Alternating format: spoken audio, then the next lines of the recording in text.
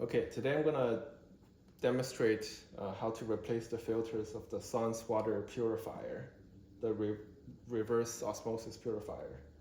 I couldn't find any video online, so I decided to shoot one myself. The first thing you do is pop off this top, super easy.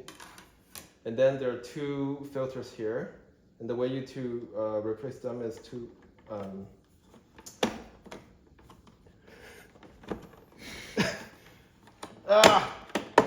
yes, you sort of lift this thing up, and then you can just pull it out like this.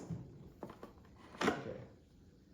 And this one took me some time. It's not that easy to figure out how to replace it, but you can stick it out like this, and then twist to the left, and then pull it out.